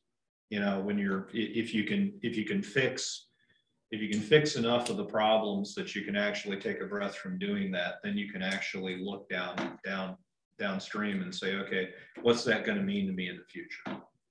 But it's not an easy problem. Roland? Excuse me. And this will be the last comment because we need to move on too, because, yeah. Okay, I just think Keith will remember when we were back doing the 210, 212 plan, one of the brilliant ideas that came up is we need to start doing a database. Yeah. And we need to start building a history. So our history is fairly recent. Yeah. It's only in the last 7 or 8 years that we've really started building a history. So again, the data is limited to that period. Okay, thank you. Okay, we're done with ideas. Oh, Chuck, come on. When the CMP was in effect, we were making an effort to eliminate some neighborhoods where nothing was built, and there would be potential very big costs for putting in roads and things like that. After the CMP was deleted, we never heard anything more about that. And I don't know how we can possibly project future costs for that if we aren't making any efforts to eliminate.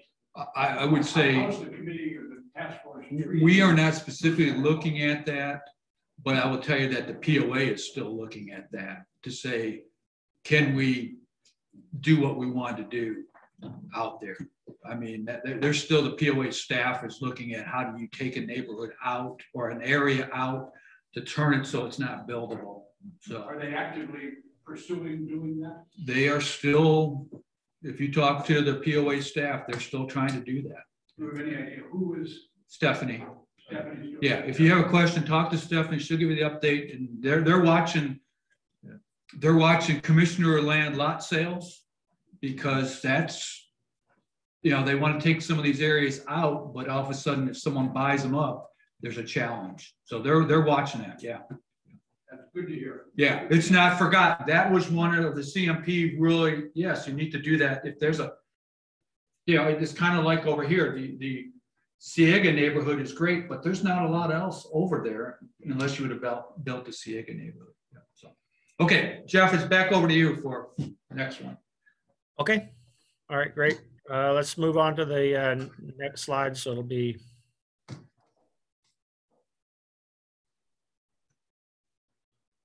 It's moving. There it goes. Electrons are slow. Okay. Okay.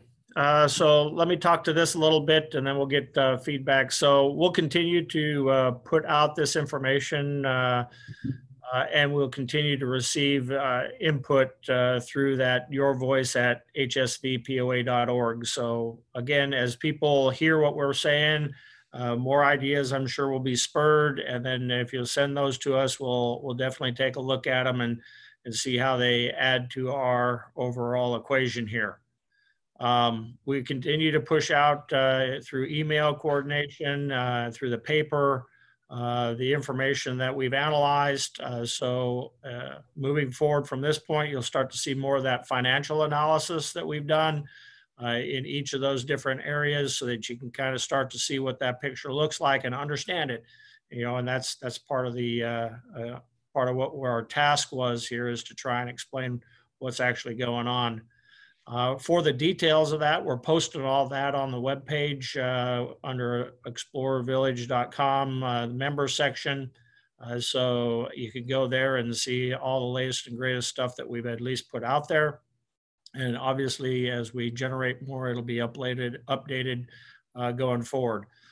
The next big things we're looking to do to continue to engage with the community here is by the end of May and throughout June, we want to try and meet with organizations that will give us the time to present some of this data analysis that we've completed and answer questions, and kind of do that in smaller group organizations that would like to kind of understand what we're doing, what we're seeing, what the analysis is telling us, and then ask their questions. So we will be reaching out as individuals amongst the task force and broadly to the community organizations to see who would like us to come talk with them about what we've learned. So we'll see how that goes. We'll see what organizations want to bring us in for a talk.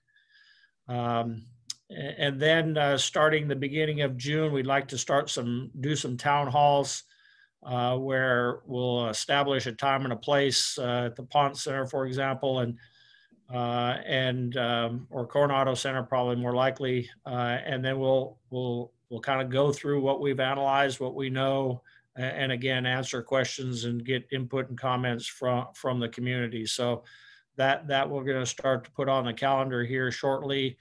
So that people have time to think about it, plan for it, and then we'll get some input from everybody on that.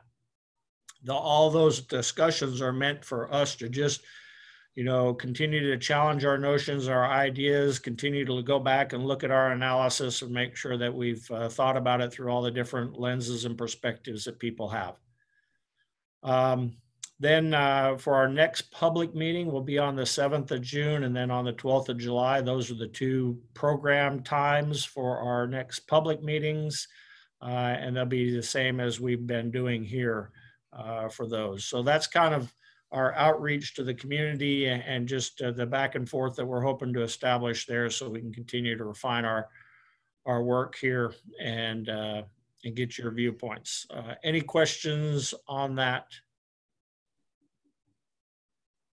Folks, yeah, if you're the Kiwanis or you're Rotary or if you're another club, please reach out to us and, you know, someone from the task force will come out and talk to you.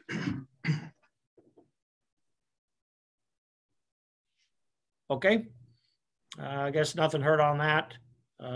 So I believe that covers our slides, right? You got one more, I think, don't you? Next steps. Yeah, next steps. Yeah, sorry, one more, Paul. I'm sorry. Let me get us back to that point. So then on the next step slide here, obviously we already told you we're going to collect and analyze, continue to do that stuff. Keith gave you a good sense of how we're organizing and analyzing different options for the different criteria that we've established at this point. So our timeline, you know, for the rest of May and June, roll out the financial analysis, get feedback and questions on that. And then as we go into June and July, start rolling out the options analysis about how you try and balance the two. And our target is to brief the board in the July-August timeframe. We'll try and be aggressive and get to the board earlier rather than later, but a lot of that will be driven on you know, finalizing our analysis and answering those questions that are sure to come up between now and then that that we know we need to get into and discuss. So that's kind of our way forward.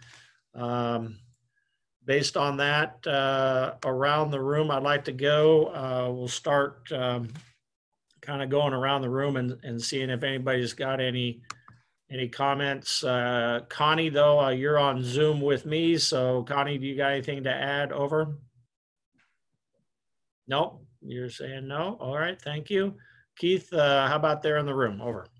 Keith B, anything else? We continue to push documents to the website. I think we're up to 9 or 10 documents now, and we'll be pushing more the documents to the website. So Explore the Village and members and task force. Okay. Anything else? Phil? Nothing extra, just keep the questions coming, and we're here to try and help as best we can. Kathy? Just something I wanted to add earlier that Larry introduced, I think in the F&P, was the reserves will pretty much hopefully get us through unknown unknowns. But your concept of the known unknowns is kind of what we're building here. So I think we've got a good handle on it. Okay. That's immaterial, but. Hey, Kathy, if I, Keith, if I could pile on to what Kathy just stated there, you know, so there's the unknown unknowns, the all of a sudden collapse of a culvert or whatever, which causes us to expend resources. But to Kathy's point, you know, as we kind of look carefully with the staff about how, what are we doing looking forward, we did try and make sure that the kind of the approach that they took was based on, you know, some kind of data that they were using, standards that are out there and stuff like that. So just to kind of, you know, give a sense of that, you know, when we talk about 30 miles of roads and that gives us a touch point of 12 miles, and Larry talked about, you know, asphalt lasts 12 miles or 12 years, I mean, not miles.